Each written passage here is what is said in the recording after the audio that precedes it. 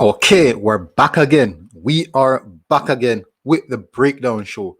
Thank you very much, guys, for joining me. And today we'll be covering a next and what the next reggae boy, a next midfielder who are potentially looking forward to cover that midfield gap, that central defensive area on the pitch. Something that we're lacking, something that we need to sort out. And guess what? That player is none other than Jordan Cousins. Now, people, remember to smash that like button as we get into more details, and also subscribe. I would really appreciate if you subscribe as we get into more details about the player and how this player can affect us, how this player can make an impact in what we want to do and how we want to achieve the biggest aim, which is making it to the World Cup. Let's see how this player is going to impact the team, and let's see if he's fit and ready to make this squad. As you guys know, I've already covered two players. Anthony Grant, that's one. You can go and check that video. Also, Kevin Stewart. Two, you can also go and check that. So this is the third CDM that I'm going to do the breakdown show on. If you haven't seen the other rest, please go and check that out. I would advise you to do so because it will give you a more in-depth insight on all three players. And so far, at the end of this video, I'll tell you which one of these players I believe actually will suit the role and put them in order. So guys, let's get straight into the meat of the matter. Now, Jordan Cousins used to play for Stoke City in Stoke City in the Championship. Now he's at Wigan. Wigan is playing in League One. So let's give you a bit of information on Jordan Cousins. So Jordan Cousins plays 8 match plus 8 as a 8 match and plus 8 as a plus 11 as a sub. So literally that's 19 games. He played 8 and came on 11 times. So 19 games all. They had 1 shot on target from a total of 2 shots. Can you imagine? Scored 0 goals. His XG is 0.45.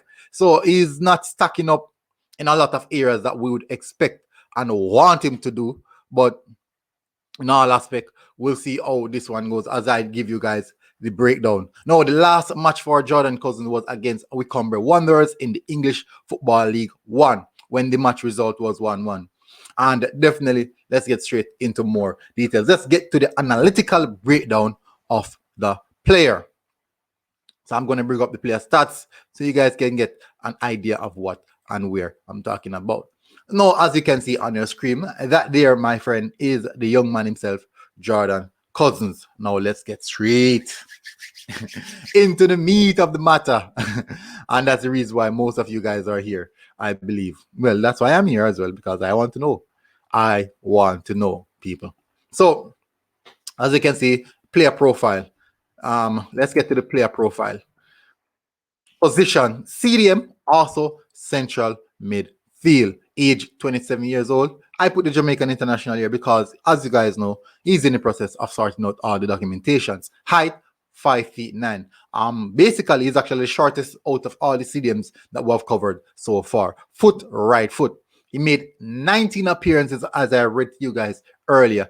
11 substitute appearances, and he has only started 8 times. He averages 44 minutes played. And for me, that is quite insufficient. That is really, really a small amount of game and tablet. Yes, he recorded a few injuries last season. Yes, he's injury prone, people. He recorded a few injuries last season, but my issue is for you to be playing in a championship and you're getting a limited amount of game time, even though he's in the League One and still not getting sufficient game time. They play 3 games and he only represent them once. So I do believe that he needs to work on that aspect of his game. It definitely means that something is lacking in his game that the coach wants to see more of. So as I said, he averages 22.1 touches per 90, which is actually smaller, half the amount of the other players. I think Kevin Stewart's average was 44 and Anthony Grant average was also 52. So I think that's the area that he needs to work on. Passes per match 12, and that's the lowest I've seen so far. And passing accuracy 72%, which is also the lowest I've seen so far. So yes, we can see that he has a lot of areas to work on. So you can see his coverage. You can definitely see how he covers the pitch on his heat map. he swings more to the right hand side. And actually, as I said, he's actually the only player that have a bias in regards to going to a particular side of the pitch. Both Kevin Stewart and Anthony Grant, they covered the whole mass of the pitch, but we could see that this guy played a far less game than both of them. Let's get into. So I did a cross comparison, as you can see, with Anthony Grant and Jordan Cousins. And the thing about it is that the sample size for Kevin Stewart is so small that it will make any player look good. So it's an unfair comparison, because the sample size, someone played 19 games in comparison, someone played 44 games. So for example, let me give you an example. So if I play 5 games, and definitely out of the 5 games, I put in 8 out of 10 performances and 3 flops, versus someone who plays 20 games and put in 9 or 10 8 out of 10 performance and then now have 10 flops. So you can see the massive in comparison. So the person who played less game would actually look a lot better. So it was an unfair comparison, but I did so as well. And guess what? They all racked up with so much similar stats. It goes to show that at this particular point, it seems as if Anthony Grant might be having the edge over Kevin Stewart. So let's get into the aspect of things. So matches played, 19, as I said, he started 8 of those, minutes per game, 46. He has never featured in Team of the Week. And as I said, people, that is the area the area of the pitch that I would really want him to work on. No, he's the only one of all 3 CDMs who have yet to contribute with a goal. 0 goal, scoring frequency 0, goals per game 0 as well, shots per game, which is lower than everyone else, shots on target per game 0.1, big chances missed 0, goal conversion rate 0. So it sucks up with a lot of 0 in this area. And I believe that definitely these are fair to say that he should be doing a bit more. He should be doing a bit more. But I won't be biased. I definitely have to cover the player in all aspects. Goal from inside the box, none. Goal from outside of the box, none. But in all aspects, he take 5 shots in total, 2 outside of the box, 3 inside of the box, and nothing from it. So let's get into his passing stats. Assists 0. Touches 22.1, as I recorded to you earlier, quite low. I think as a CDM, you need to make more touches than that. You cannot have playing 90 minutes of football and only making 22.1 touches. So as I said, that is it for him in regards to touches. Big chances created 0. Key passes 0.2. Accurate passes per game 12 at 72% completion. Accurate pass in his own half 6.8 at 80% completion. That is where I have a problem with. Now, as a CDM, there's no way that you're making a pass in your own half. Most times, CDMs are making passes to the fullback or to the center backs or even to the keeper. And because those are passes in your own half, that passing stats should at least minimum be 85 going up. So, and he's only making 6.8 passes. So, we'll see how that one work out as well. Accurate pass in opposition half, 5.4. Also at completing them at 63%.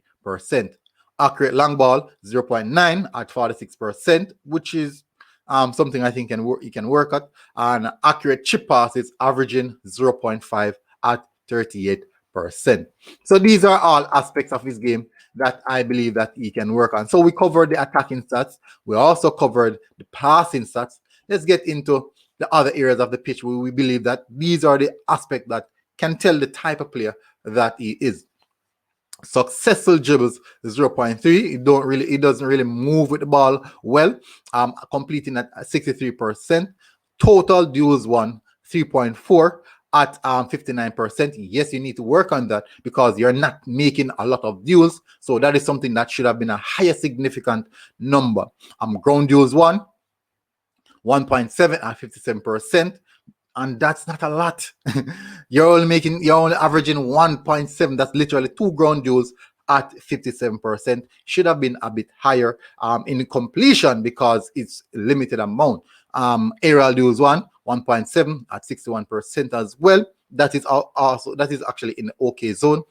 Possession loss 5.6. That is really, really good on his aspect. But as I said, the marginal number of games played is significantly low. So that can also be a contradicting factor. Because if you only played 19 games and in all those games you average you lose it about 5.6, that is a lot when you adds up the 19. But in the same sense, I think that it's in a really, really good motion, or the amount of possession loss per 90. Fouls 0.6, which is also good, which is telling us that he's not committing a lot of fouls, and was fouled also 0.6 as well. And he was also found offside once. Now let's get into his defensive stats.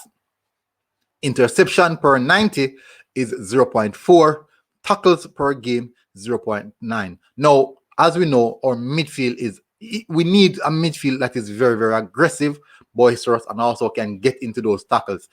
Interception 0.9, that is not good, because I believe that when you find a player that intercepts a lot of passes, it tells me that the player is actually reading the game very, very well. And definitely when you see a player that is not encountered in a lot of tackles, that can raise some questions. That can raise some questions. Look at that now. Position 1, 0.9. If you're going into a tackle, 0.9, literally one tackle per 90, but you're winning less percentile of those tackles, that's quite alarming for me. Dribble pass per game, 0.4. So literally a dribble pass more than how you actually won the ball. Also a bit concerning for me as well, but definitely we'll see how that one goes. Clearance per game, 0.5. Error leading to a shot, 0. Error leading to a goal, 0. Penalty conceded, 0.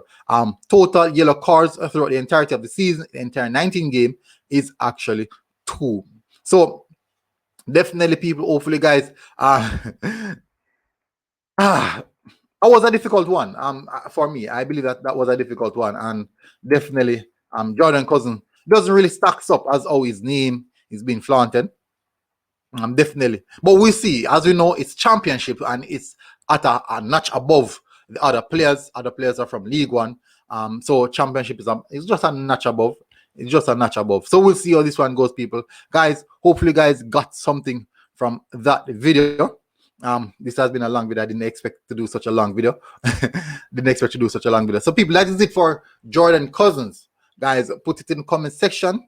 Tell me what you think, and tell me, out of all 3 defenders, who do you think has the capability of doing the work and getting the job done? And if you want to ask me, in order of presidents, I believe that it should be Kevin Stewart, hard to say despite his age, Anthony Grant, then Jordan Cousins. Yes, I know you guys are going to be debating that a lot, but in the same sense, this is what I believe. And if you think I'm wrong and I'm misquoting here, please go over and rewatch all 3 videos and you get the total breakdown of all 3 players. Then you can come to a comparison. What I could also do right here is also compare all players. Now, out of all 3 players, the highest touch player is actually Anthony Grant. Funny. Yeah, definitely. Most of us think that he's just a stone crusher, but we'll see how that one goes, people. Definitely, guys. Please remember to smash that like button. As I said, I give you my order of presidents: Kevin Stewart, Anthony Grant, Jordan Cousins. That is the order. That is the order for me. But in the same sense, I'm anticipating to see Kevin Stewart, really, really talented player. But definitely, people, if you guys want to see me cover more players, put in the comment section who do you want to see me give you an analytical breakdown of, and let me know. Guys, thank you very much. It has been a really good one. And guess what? I am out.